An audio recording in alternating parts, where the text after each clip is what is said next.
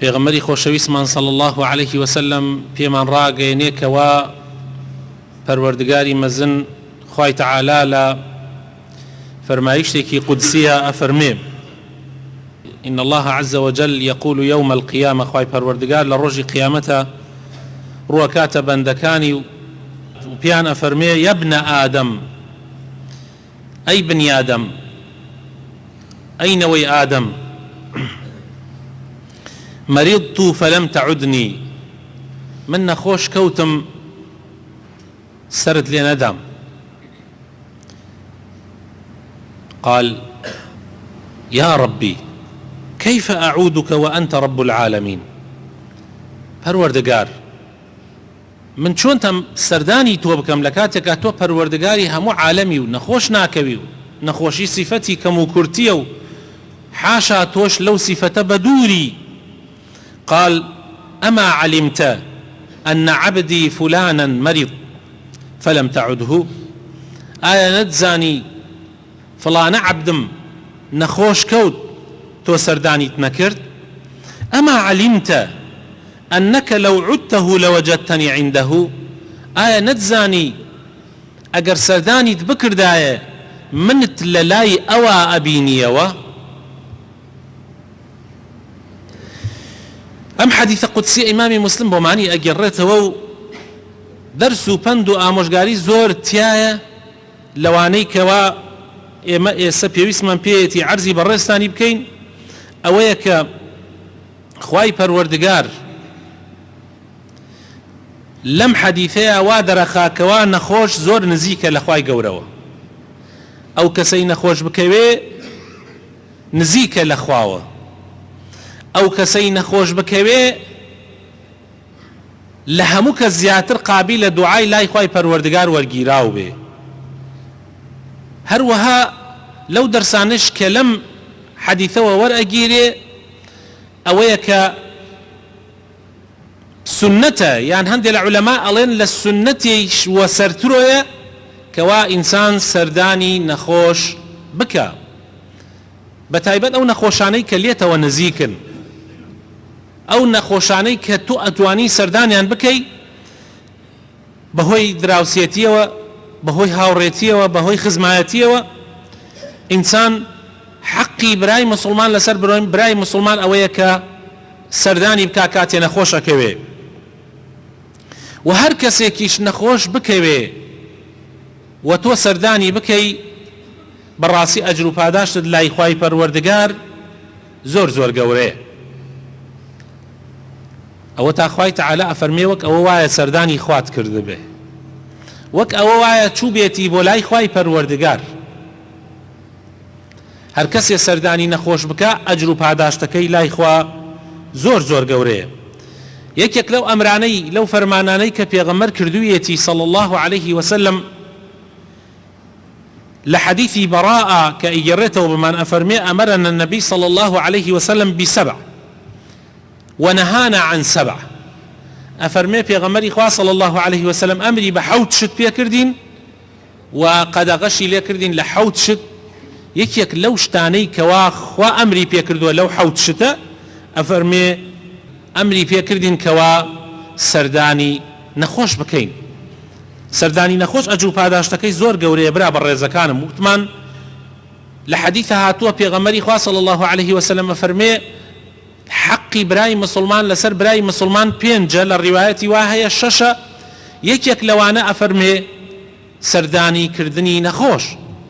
یعنی ئەگەر نەخۆش کەوت سەری لێ بدەی حق المسلم على المسلم 6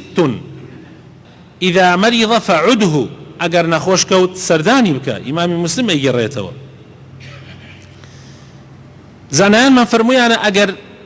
خۆی ئەمە سنەتە طبعا وەکو حکمی شەرعی وەکو حکمی شەرعی سنەتە هەندێکیش لە زانایان ئەفەرمن لە سنەتیش بەسەرەوەیە بەڵام زیاتر ئەم سنەتە تەئکیدی لەسەر ئەکرێ ئەگەر ئەو نەخۆشە خزمت بێ یان وەکو دراوسەیەکی نزیکت بێ زیاتر تەئکیدی لەسەر ئەکرێتەوە بەڵام ئیمامی نەوەوی ئیجماعی هێناوەتەوە کەوا یعنی زانایانی ئیسلام کۆدەنگن کۆڕان لەسەر ئەوەی کەوا واجب نییە ئینسان هەر کەسێ نەخۆش کەوت دانە بڕوا سەردانیان بکە شتی وان نییە مستەحیلە ناتوانی تۆ هەموو کەسێ نەخۆش کەوت بڕۆی سەردانی بکەیت بەڵام بەقەدەری توانە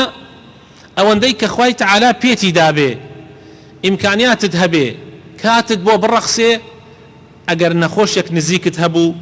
سەردانی بکەی. طبعا خۆشەویستەکانم مەرج نییە نەخۆش کە تۆ سەردانی بکەی نەخۆشیەکی زۆر قورسی بێ مەرج نییە حتا تەنانەت پێغەمبەری خوا صلی الله عليه وسلم ئەگەر یەکێک لە ئەصحابەکانی چاوی بێشایە وەکو زەیدی کوڕی ئەرقەم ئەفەرمێ سەردانی ئەکرد ئەفەرمێ عادني رسول الله صلى الله عليه وسلم من وجع كان بعيني ئەفەرمێ پێغەمبەری خوا صلی الله عليه وسلم سەردانی ئەکردم تەنانەت لە گلیەک و ئێش و ئازارێک کە لە چاوما هەبووە پێغەمبەری خوا صلی الله عليه وسلم هاتووە سەردانی کردووم. مەرج نییە ئەو کەسەی کە سەردانیەکەی ئیلا هۆشی لای خۆی بێ تەنانەت ئەگەر هۆشیشی لای خۆی نەبێ تۆ سەردانی بکەی ئەجر و پاداشتەکەت دەسەکەوێ تۆ سەردانی یەکێکەکەی ئەوە هیچ لای خوای پەروەردگار ئەجر و پاداشتێکی زۆر گەورەت هەیە جگە لەوە دڵی کەسوکارەکەی کەسوکاری نەخۆشەکەتیش خۆش کردووە. جابری کوڕی عەبدوڵڵا بۆمانە گێڕێتەوە ئەفەرمێ پێغەمبەری خوا صلی الله عليه وسلم سەردانی کردم من نەخۆش بووم خۆی و ئەبوبەکر بە پێ هاتن سەردانیان کردم من ئاگام لە خۆم نەبوو بێهۆش کەوتبووم پێغەمبەری خوا صلی الله عليه وسلم بۆ تەبەڕکی بۆ مبارەکی دەستنوێژی کرد و ئاوی دەستنوێژەکەی کرد بە سەرما هاتمە هۆشی خۆمە کەوا بوو پێغەمبەری خوا صلی الله عليه وسلم سەردانی ئەو نەخۆشانەشی کردووە کە هۆشیان لای خۆیان نییە. تەنانەت دروستە برا بە ڕێزەکانم و ئەجر و پاداشتت ئەدرێتەوە ئەگەر سەردانی کافریش بکەی یعنی ئەگەر کافریش نەخۆش کەوت سەردانی بکەی دروستە و ئەجرەکەت دەست ئەکەوێ کە ئێستا باسیەکەین ئەجری سەردانی نەخۆش چەند گەورەیە لای خوای تەعالا. لە حەدیثی صحیحە هاتووە کە ئیمامی بوخاری ئەگەڕێتەوە بمان لە ئەنەسی کوڕی مالکەوە ئەفەرمێ غوڵامێکی یەهودی هەبوو زۆر جار هات خزمەتی پێغەمبەریە کرد صلی الله عليه وسلم نزیک بوو لە ماڵی پێغەمبەری خواوە خزمەتی پێغەمبەری خوای ئەکرد یەهودیش بوون عایلەکەیشی یەهودی بوون کاتێ نەخۆش کەوت پێغەمبەری خوا صلی الله عليه وسلم چوو بۆ سەردانی یعنی ئەمە هەموو ئەوە هەڵەوەشێنێتەوە کە زۆر جار مسلمانان ڕەخنە ئەگرن لەوەی کەوا مسلمانێک تەوقە لەگەڵ کابرایەکی یەهودیا بکە یان تەوقە لەگەڵ کابرایەکی مەسیحیا بکە یعنی تۆ ئەگەر لەگەڵ کابرایەکی جوولەکەیە تەوقە بکەی یان لەگەڵ کابرایەکی مەسیحیا تەوقە بکەی یان لەگەڵ کابرایەکی غەیرە دینە بوەستی تەوقەی لەگەڵا بکەی سەردانی بکەی ئەمە کەی بێدینیە ئەمە کەی لە دینەکەت کە مەکاتەوە بە پێچەوانەوە ئەمە سونەتی پێغەمبەری خوایە صلی الله عليه وسلم یعنی جوولەکە لە وڵاتی ئیسلامە ژیاون حتا 40-50 ساڵ پێش ئێسەش تێکەڵیمانیان کردووە تێکەڵیانمان کردووە لە بازاڕ ئیشیان کردووە معاملەمان هەبووە لەگەڵ یەک قەرزمان لیان کردووە قەرزیان لێمان کردووە پێغەمبەری خوایش وا بووە یعنی کابرا تعداکەر بێت جیاوازە مسلمانێکیش تعداکەر بێ هەر تعداکەرە و هەر زاڵمە جا ئەبێ ئاگامان لێی بێ دینیش ئینسان تایە ئازادە تۆ کابرا جوولەکەشە پێ ئەڵێ ئیسلامی بۆ ڕوونەکەیتەوە بە جوانی ئیسلام مەخەیتە بەردەستی مسلمان بوو زۆر چاکە مسلمانیش نەبوو لە سەر دینی خۆی مرد ئیترەوە محاسبەی لای خوای پەروەردگارە لای من و تۆ نییە جا ئەم مەوزوعە زۆر گرنگە و زۆر حەزەکەم ئاگاتان لێی بێ. ئەجری ئەو کەسەی کە سەردانی نەخۆشەکە ئەجر و پاداشتی چەندێ گەورەیە. ئەبوبەکری سدیق ڕۆژێکیان لەگەڵ کۆمەڵێک لە ئەسحابەکانە لە خزمەتی پێغەمبەرا دانیشتە بوون پێغەمبەری خوا صلی الله عليه وسلم فەرمووی کێ ئەمڕۆ بە ڕۆژوو بووە ئەبوبەکر فەرمووی ئەی پێغەمبەری خوا من فەرمووی کێ ئەمڕۆ شوێنی جەنازەیە کەوتووە ئەبوبەکر دەستی بەرز کردەوە فەرمووی من ئەی پێغەمبەری خوا فەرمووی کێ ئەمڕۆ نانی هەژارێکی داوە یعنی خواردنی هەژارێکی داوە ئەبوبەکر فەرمووی من ئەی پێغەمبەری خوا فەرمووی کێ ئەمڕۆ سەردانی نەخۆشی کردووە ئەبوبەکر فەرمووی من ئەی پێغەمبەری خوا پێغەمبەری خوا صلی الله عليه وسلم فەرمووی ما اجتمعنا في امرئ الا دخل الجنة فەرمووی ئەمانەی تۆ کردوتە ئەگەر کۆ ببێتەوە لە هەر کەسێکە ئەی خاتە بەهەشتەوە ئەمانە کە تۆ کردوتە ئەمڕۆ ئەبوو بەکر لە هەر کەسێکا کۆ ببێتەوەی خاتە بەهەشتەوە. ئەم حەدیثە ئیمامی مسلم ئەیگەڕێتەوە. لە حەدیثی ترە هاتووە پێغەمبەری خوا صلی الله عليه وسلم ئەفەرمێ هەر مسلمانێ سەردانی برایەکی مسلمانی بکە ئیلا 7,000 مەلائیکە ئەگەر بە بەیانیان سەردانی بکە 7,000 مەلائیکە تا ئێوارە دوعای خێری بۆکەن و داواکەن خوای گەورە لێی خۆش ببێ. و ئەگەر ئێوارانیش تاقی ئێوارانیش یعنی شەو سەردانی بکە حتا بەیانی 7,000 مەلائیکە داواکەن لە خوای تعالی لێی خۆش بێ و دوعای خێری بۆکەن. هەروەها لە حەدیث هاتووە پێغەمبەری خوا صلی الله علیه وسلم ئەفەرمێ هەر کەسێ سەردانی نەخۆشیە بکە یان سەردانی برایەکی بکە مسلمانێک بکە لەبەر خاتر خوا هیچ مەسلحەتێکی تیانە بێ، پێغەمبەری خوا صلی الله علیه وسلم ئەفەرمێ بانگدەرێک بانگ ئەکا لە مەلائیکە بانگدەرێک بانگ ئەکات دوعای بۆ ئەکا پێ ئەڵێ هەرچی هەنگاوت هەیە گشتی پڕخێر و بەرەکەت ببێ، خوای تعالی پاداشتی خێرت بێتەوە بە ماڵێک لە بەهەشتا. لەمە گەورەتر هەیە بەڕێزان لە پاداشتەکان یعنی لە ئیسفادەکانی سەردانی نەخۆش خۆشەویستەکانم جگە لە ئەو ئیسفادانەی کە باسمان کرد ئەوەیە کە ئینسان کە سەر لە نەخۆش ئەدا دێتە خۆیە. زۆر گرنگە ئینسانی مسلمان وەکو پێغەمبەری خوا ئەفەرمێ صلی الله عليه وسلم ئەفەرمێ عود المرضى واتبعوا الجنائز تذكركم الآخرة. ئەفەرمێ سەردانی نەخۆش بکەن و سەردانی قەبرسان بکەن، لەگەڵ جەنازەیە بچن بۆ قەبرسان و سەردانی قەبرسان بکەن، بگەڕێن بەسەر قەبرەکانە، بەڕاستی قیامەتتان بیرەکەوێتەوە. ئێمە زۆر پێویستمان ئێستا لەم کات و وەختە زۆر پێویستمان بەوە هەیە شتێلێک ببینین دڵمان نەرم کاتەوە. زۆر بەمان دڵمان زۆر بەسراوەتە دنیاوە، دنیا زۆری لە ئێمە مەشغوڵ کردووە، وا سەرقاڵی کردوین زۆر جار خۆمانیشمان لە بیرەچێتەوە، خوا پەنامان بدا. یعنی ئاگامان لە خۆمان نییە، وا ئەزانین هەر لە ساغە بین تا کاتێک لە کوتوپڕێکە نەخۆشیەکی قورس وشمان ڕوومان تێکە، وا ئەزانین هەر بەردەوام زیندوو ئەبین تا لە کوتوپڕێکە تووشی حادیسەیەک ئەبین کەوا ئەبێتە مایەی تیاچوونمان. پێش ئەوە پێویستە ئێمە بیرکەینەوە کە نەخۆشی لە هەر دەقەیەکە لەوانەیە ڕووبکاتە هەر کەسێک لە ئێمە. خەڵکانێک هەبوون لەش ساغ بوون بەڵام ئێستا نەخۆشن، قورسری نەخۆشیشان هەیە، لە ئێمەش لاشیان جوانتر بوو، لە ئێمەش لەش ساغتر بوون. خەڵکانێک هەبوون خۆشەویستەکانم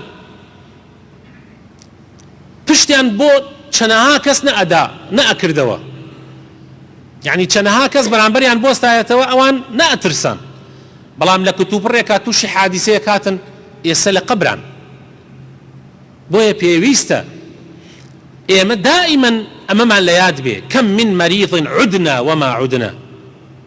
كم من مليك رفعت له علامات فلما علامات. چەنەها نەخۆش هەیە سەردانیەکەین بەڵام هەربیر ناکەینەوە نایەنە خۆمانە،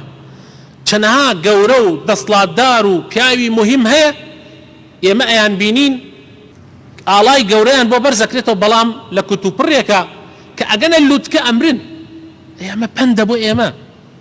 کەوابوو دەسڵات و پلەپایە و پارە و ئەو شتانە بۆ هیچ کەسێ نامێنێتەوە، با مراجعەیەکی خۆمان بکەین. داواکارم خۆی تعالی بۆ خاتر ناوجوانەکانی خۆی هیدایەتماندا نوری ئیمان بخاتە دڵەکانمانەوە. یا ڕەبی خوایە لەسەر دیندارەتی دامەزراومان بکەی، یا ڕەبی خوایە شیفای نەخۆشەکانمان بدەی، بە تایبەتی ئەو نەخۆشانەی کە داوای دوعای خێریان لێ کردوین. یا ڕەبی ئەوانەی کە باریان قورسە و بارێک ها بەسەر شانیانەوە خوایە لەسەر شانیان لای بی. یا ڕەبی خوایە کوردستانمان ئەمن و ئاسایش و خۆشی تیا بەرقەرار بکەی. یا ڕەبی لە فیتنەی ئەم زەمانە بمان پارێزی. یا ڕەبی هەر شتێک ئەبێتە مایەی ئەوەی کەوا دین و دنیامان تیا بچێ، یا ڕەبی لێمانی بەدوور بگری. ئامین ئامین. مسلمانە بەڕێزەکان، هەندێک ئادابی سەردانی نەخۆش هەیە مراعاتی بکەن. یەکەم، کاتی ئەچی بۆ لای نەخۆش دڵی بدەرەوە، دڵخۆشی بکە، مژدەی بەرێ، مەڵێەوە بۆ گۆڕاویت، بۆ دەم چاوت گۆڕاوە، بۆ وەزعت تێک چووە، بۆ زەعیف بووی، بۆ ئەم شتانە مەڵێن. دائیمەن مژدەی خۆشی بدەنێ، دڵی خۆشکەن. باسی ئەوەی بۆ بکەن خەڵکانێک هەبوون زۆر نەخۆشیەکان قورستر بوو ئێستا چاکن، دوعای شیفایان بۆ بکەن. پێغەمبەری خوا صلی الله عليه وسلم سەردانی نەخۆشێکی کرد، دوعای بۆ کرد، فەرمووی اللهم اشفی سعدا واتمم له هجرته. فەرمووی خوایە سعد شیفا بدە و ئەو هیجرەتەی کە کردوێتی لە پێناوی تۆیە بۆی تەواو بکە بۆی ببەرە سەر و چووە سەردانی هەر نەخۆشیێکی کردووە پێغەمبەر صلی الله علیه وسلم دوعای خێری بۆ کردووە کاتی ئەچن بۆ لای نەخۆش بڵێن یا ڕەبی خوا ئەم نەخۆشی و بارقورسیتە بۆ بکاتە کەفارەتی گوناحەکان و چاکت کاتەوە شیفات بدە وەسیەت بکەن بە نەخۆشەکان کاتی ئەچن بۆ لایەن با دوعا بۆ بەسەر خۆیانە بخوێنن چونکە دوعای نەخۆش زۆر گیراوە جا ئەگەر خۆی دوعا بخوێنێتە سەر خۆیان ئینشاء الله گیراوە دوعای نەخۆشیش ئەوەیە کە يعني یەکێ لەو دوعایانە دوعا زۆرە ئەتوانێ هەر دوعایە بکات ئەتوانێ قل هو الله احد بخوێنێ قل اعوذ برب الفلق بخوێنێ قل اعوذ برب الناس بخوێنێتە ناو دەست خۆیان و بیساوێتە گیانیە ئەمە هەمووی سنەتی پێغەمبەرە صلی الله عليه وسلم بەڵام یەکێ لەو دوعایانە کە پێغەمبەری خوا صلی الله عليه وسلم فێری نەخۆشی کردو فەرموویەتی دەست بخەرە سەر ئەو شوێنت کە ئازاری هەیە دەست بخەرە سەری بۆ نمونە ئەگەر دڵت ئازاری هەبوو دەست بخەرە سەر دڵت وبڵێ أعوذ بالله أعوذ حوجار بڵێ أعوذ بالله وقدرته من شر ما أجد وأحاذر للرواية ترى أعوذ بعزة الله وقدرته من شر ما أجد وأحاذر يعني دا پنا أقرم أخوا بعزتي أخوا بتواناي أخوا لشر أويك هستي في أكم ولي أترسم بإذن إخوائي قورا إخوائي تعالى شفاء أدا أجر قدري إخوا وانا بيك نخوشك بردوام بي هروها خوش يسكانم كأتشن بولاي نخوش زور برسيار مكن حالة شونا وضع شونا يعني أولا تفاصيل مرة لنا موضوعكو لو أنا نخوشكي بحشيويك بشرم كاباسيكا بلام تو هر تفاصيل برسيار بكي بيويس ناكاد وقتێکی يعني کاتێلێکی مناسب و گونجاو دانن بۆ کاتی سەردانی نەخۆش يعني لە کاتێلەکە مەچن کە کاتی خەوە کاتی ئیسراحەتە کاتی نان خواردنە لە کاتێلەکە بچن کە گونجاو بێ و مناسب بێ ئەگەر تەلەفۆنێکیش بکەی پێشوەخت باشترە با سەردانی نەخۆشکردن سووک بێ يعني کەم بێ کورت بێ بە شێوەیەک نەبێ نەخۆشەکە بێز ئیلا مەگەر نەخۆشەکە خۆی حەسکە تۆ زۆر برادری زۆر هاوڕێیت حەسکە زیاتر بمێنیتەوە ئەویش هەر ماوەی جارێ بڵێ هەڵەسم يعني بۆ ئەوەی نەوەک ئەو حەزی کرد بۆ نمونە نیو سەعاتدانشی تو سەعاتێ دواندانشینە وە کاتێکیش لە لای نەخۆشەکە دانیشتووی لە دڵی خۆتە نەک لە بەردەم ئەوە بڵێ الحمد لله الذي عافاني مما ابتلاك به وفضلني على كثير ممن خلق تفضيلا سپاسی خوای گەورە بکە کە ئەو بارە بەسەر تۆوە نییە داوا بکە کە خوای تعالی باری قورس بەسەر تۆشە نەدا ئەوە هیچ بۆ ئەو دوعا بکە کە خوای تعالی ئەو بارەی لەسەر لابە بەڵام دوعاش بۆ خۆت بکە بڵێ سپاس و ستایش خوایە کە ئەم بارەت نەداوەتە سەر منە سپاس دەکەم کە ئەم بارە قورسەت بەسەر منە نەداوە